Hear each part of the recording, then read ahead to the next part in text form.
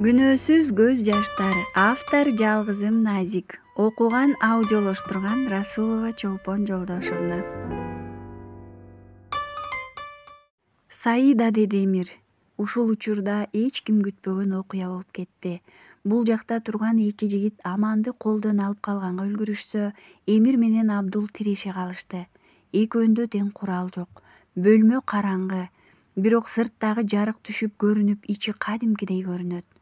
Абдул да Эмир да куралсыз турушту. «Эмир, силер шартты буздуңар», деди Абдул. «Абдул, ал жакта балдар менен Саида бар. Кайбири жабыр тартты экен, кое бергиле». Балдар бар дегенди уккан Аман тынчы кете өкүрүп алды. Дагы эле тынч.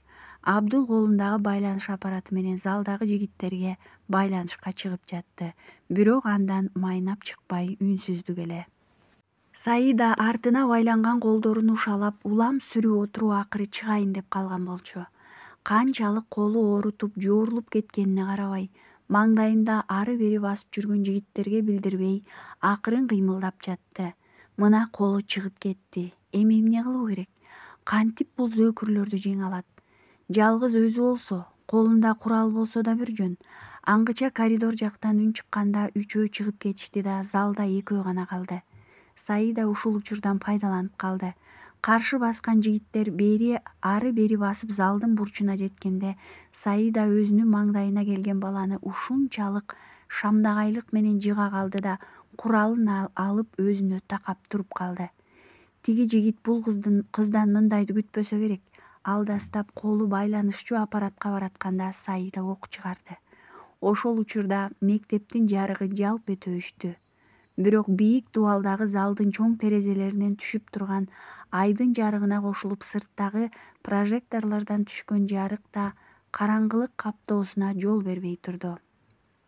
Коридордо жүргөн 3 жигит залдан чыккан окту угуп чуркап киргенде, бирөө колунан жарадар болуп эшик оозунда, бирөө башына курал такалып Саиданын колунда турган эле. Чыккан октон дагы бир жолу дүрбөлөңгө түшүп жаткан элди уккан тиги жигиттердин бири эми гана куралын көтөрөөрдө Саида экинчи окту чыгарды. Кантсе да темирдей бекем лагердин тартибинде чоңоюп, көз катар снайпер чаталган кыздын аткан огу тиги жигиттин так жүрөгүнө барып такалды. «Ыргыт куралды», деди болгон үнү менен калган эки жигитке карап. Кыздын колундагы жигиттин өмүрүнөн коркушпаса да, өздөрү үчүн кооптонуп калышты. Анткени азыр эле күбө болушпадыбы? Куралын атканга эмес, чыгарганга үлгүрбөй жатып, сун алып жыгылды шериги. Куралдарын ыргытып, Саиданын буйругу менен залдын эшигин жаап коюшту. Жаңы мектепти колго алып жатышканда, каршылык көрсөткөндө таяк жеген мугалим агай бери басып эки жигитти Саиданын колдору таңылган жипке байлап жиберди. Мектептин башкы учундагы бөлмөдө Аманды эки жигит кармап турса, Эмир менен Абдул кармашып жатышкан. Аңгыча экинчи жолу ок атылды. Эмир чыдабай кетти. «Аа» деп бакырып жиберип, Абдулга обдула бергенде, Абдул чөнтөгүнөн кичинекей баскычы бар пульт сыяктуу нерсени алып чыкты. Бул баскыч Эмирге тааныш болчу. Көздөрү чоңоюп, коркуп, чочуп да турганын көргөн Абдул ырсаңдап күлө баштады. «Тааныдыңбы? Сен сөз бергенсиң, Абдул». «А мен сөзүмдө турдум. Балдардын тең жарымы бошотулду», деди колдорун эки жакка жазып. «Эмир, мени эмне сага окшоп быша электейсиңби? Эмне буларын бизди автобуска жөн эле отургузуп, тынчтык жолу менен узатып калат дедиңби? Же мени ошого ишендиргиң келип жатабы? Тийишпейт сага». «Жок, сен сөзүңдө турбай жатасың, Абдул. А бирок мен уюм алдында берген антымды аткарып жатамын». Эмир мүнөтүнө коюлуп бүткөн. Аз гана убакыт калды. «Билесиң, муну өчүрүп болбойт», деди колундагы пультту айландырып. «Кайда орноттуң?» «Кат кырып, так мектептин жүрөгүнө. Издеп убара болбо, таба албайсың». Дал ушул учурда эшик катуу ачыла тарактап, Абдулдун жигитинин башына курал такап Саида кирип келди. «Саида, бул сен чыгарган ок экени жыттанды. Анткени мындай учурда сен гана чабуулга өтө аласың. Көрдүңбү, Эмир? Сага караганда Саида алда канча кайраттуу экенин. Эми кое бер тигини кыйнабай. Анын өмүрү мага деле керек эмес. Кааласам аны өзүм өлтүрүп коем». Аман такыр эч нерсени түшүнгөн жок. Булардын талашы эмнеде экенин, эмнеге бул жерге келишкенин, анан да өзүнүн эгизи деп атап аткан өзүнө коёндой окшош жигиттин кайдан келгенин. Деги эле өзү түш көрүп жаткандай эңиреп турду. Өзүн кармап турган жигиттер Саида кирип келгенде бир аз алаксый бошоп калышкан экен. Ошол учурдан пайдаланып, бирин ичине өзөртө уруп, куралын алууга үлгүрдү да, экинчисин жыга кармап калды. Бул иштин кандай болуп кеткендигин түшүнө элек Абдул колундагы пульттун баскычын басууга үлгүрбөй учуп түштү. Шамдагайлык менен кыймылдаган Эмир аны тээп жыгылткан болчу. Абдул жерге кулаганда колундагы пульт учуп, бөлмөнүн төрүндө жыйылып турган парта стулдардын арасына кирип кетти. Саида кармап турган жигитке ок узуп, Аман жанындагы жигитке, ал эми Эмир жыйылып турган столдор тарапка чуркап кетти. Заматтын ичинде, мектептин ичин тарсылдак катар менен үзүлгөн үндөр чыкты. Жапырт эл жым боло ичкериде эмне болуп жатканын түшүнө алышпай элейип карап турушту. Эмир жан алекетте түшө пультту издеп жатты. Канча убакыт калганы белгисиз.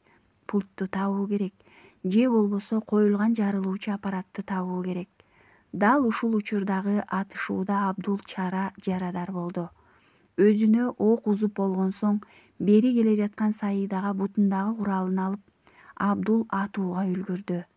Тарс эткен үндөн кийин жерге кулаган кызга Эмир жетпей калды. Жок, Саида!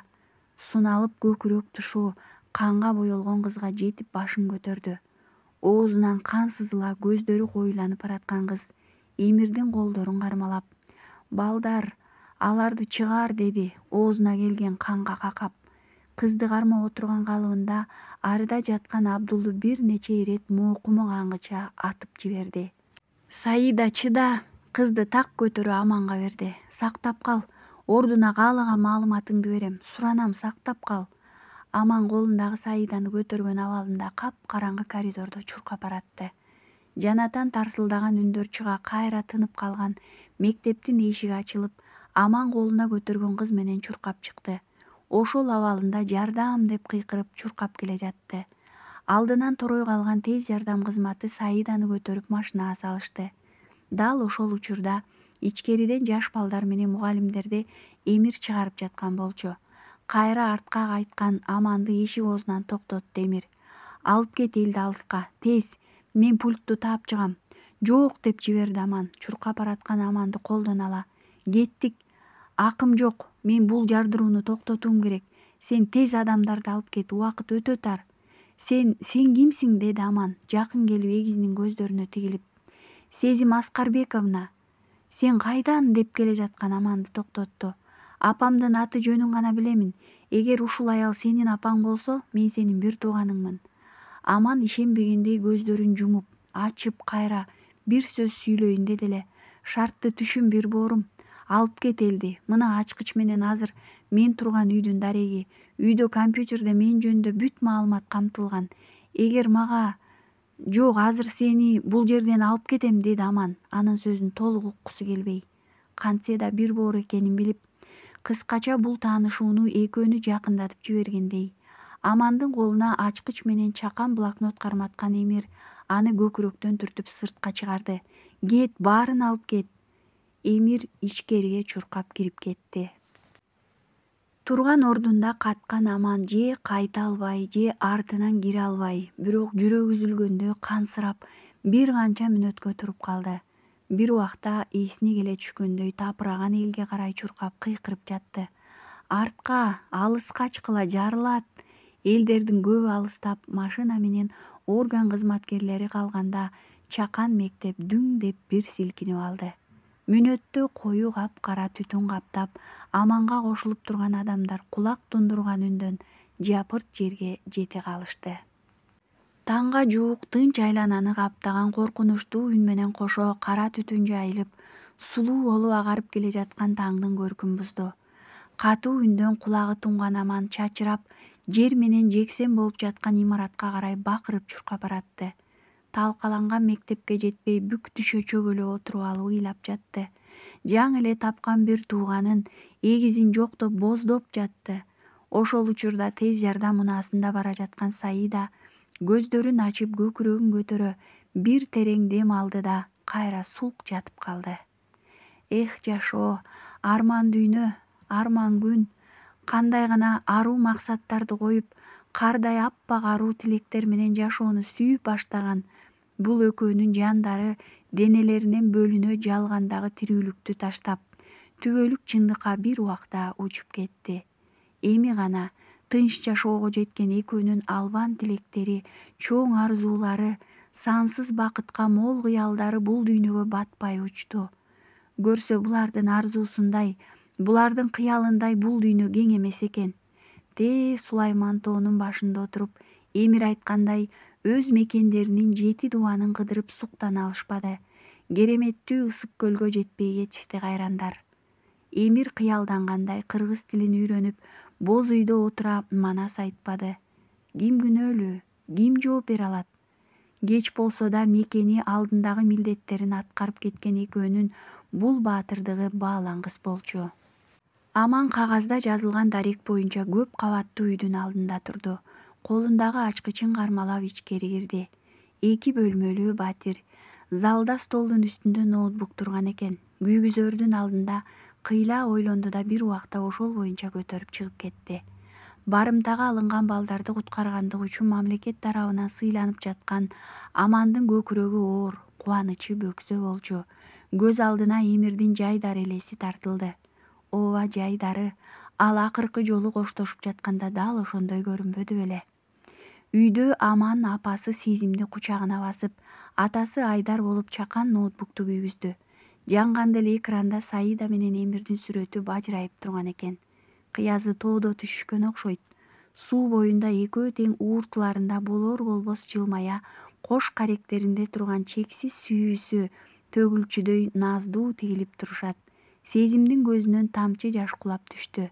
Арык колдорун экранга жакындатып, Эмирдин жансыз сүрөтүн сылап алды. Экрандын ортосунда турган жалгыз папканы ачты. Анда Эмирдин видео кайрылуусу бар эле. Аман көргөн батирдин залында тартылыптыр. Видеону жандырган Эмир кыйла үнсүз камераны тиктеп турду. Кудум, эне атасы менен бир тууганы менен, ар бир кыргыз менен тиктешип аткан өңдүү болуп көрбөгөндөй мээрим менен тигилет.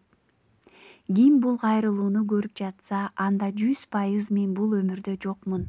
Сөздү кантип, кай жеримден баштоону билбей кыйналып турам. Бул жарык дүйнөгө келген күнүмдөнбү, же эсимди таанып калганда каргыш алгыр лагердеги күндөрүмдөнбү? Мен Эмир, фамилиямды билбеймин. Улутумдун ким экенин жакында билип отурам. Кыргыз экем. Бирок азыр мунун мааниси жок. Мен бул кайрылуумда дүйнөгө белгилүү болгон талибандар кыймылы, террордук уюмунун сырларын айтып берем жана көрүп жаткан адамдардан суранаарым, дүйнө тилине которуп жайылтууга көмөктөш болгула.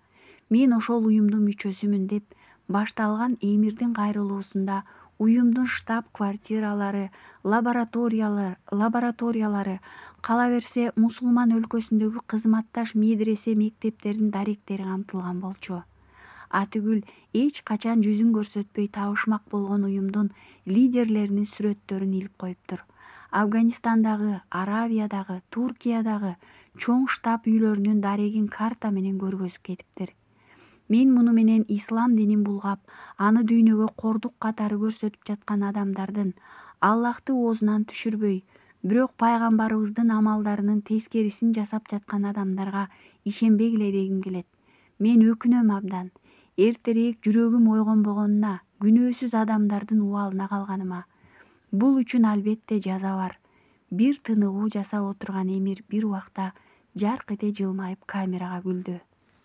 Сезимдин ошондогу абалы, жүрөгү азыр чыгып кетчүдөй тыпырап алды. Кудум Аманга окшош. Аман жумуштан келгенде дал ушинтип жарк этип күлүп кирип келет. Ата, апа, билем, жылдар өтүп силердин колуңарга бул кайрылуу жетет. Сезим Аскарбековна, бул ысым могу жерден орун алган, деп көкүрөк тушун колу менен сылады. Көрбөсөм да силердин эң жакшы адам экениңерди туям. Мени кечиргиле, татыктуу уул боло албаганым үчүн. Мен силерди жакшы көрөм. Эмир акыркы сөзүн кыргыз тилинде айтты. Ошол убакта ары жактан Эмир деген Саиданын эркелеген үнү угулуп видео өчүп калды. Экранды карап үнсүз отурган үчөө. Сезимдин көзүндөгү жашы 10 талаа болуп токтобой жатты. Мен билгем, деди бир убакта шыбырап, оозун араң кыбыратып. Мен уулумдун тирүү экенин жүрөгүм сезген. Уулум, кулунум, апаң айлансын балам. Кантип сени калтырып келдим, кантип сени алдырып жибердим. Мен куруйум балам, мен сенин тирүү экениңди сезбей ошол капканга салып берген апаң курусун уулум. Сезим өпкө өпкөсүнө батпай ыйлап жатты, боздоп жатты. Алдабаган жүрөгүнө, адилетсиз тагдырына, ошол дарыгерлерге, атүгүл аягына чейин күрөшпөй, ишенип гана таштап келе берген жолдошуна нааразы болуп ыйлап жатты. Кантип айтчы балам, кантип эми жер үстүндө жашаймын? Айдар да Аман да кошо ыйлап жатышты. Көрүнбөй туруп көкүрөктөрүнө ушунча жакын болгон эмирин жоктоп жатышты. Тагдырдын жазганы менен жараткандын адилеттүүлүгү ушундай белем. Эмир менен Саиданын бул жашоого сыйдырбай алып кетти. Ооба, убагында көп адамды убалына калышкан экөө кеч болсо да өздүгүн аңдап каталарын түзөтүүгө үлгүрүп калышты. Алардын тазарган жүрөгү менен дили кайра бул ыплас дүйнөгө булганбасын деген окшобойбу жараткан. Күнөөсүз канча көз жаштар төгүлдү, балким азыр да төгүлүп жатат. Адамзаты маңдайыбызга жазылып тагдырды өзгөртө албасак да, жакшы жашап өтүүгө ар бирибизде мүмкүнчүлүк бар. Канча каталарды жасап жиберсек да, жараткандын мээрими чексиз, кечире алат. Кайра ошол жаңылыштыкты түзөтүүгө мүмкүнчүлүк бергенден тажабайт. Биз пендеси ошол мүмкүнчүлүктү туура пайдаланып калсак болду.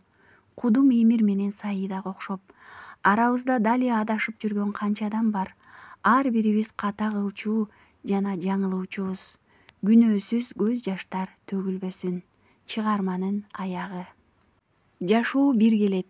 Сыноолуу дүйнөдө жараткан берген сыноолордон, тагдырдын таш боор мезгилдеринен мүкүрөнбөй адамдык сапатыбызды сактап татыктуу жашап өтөлү. Бардыгыңыздарга ден соолук. Сиздерди терең урматтап, жалгызым Назик.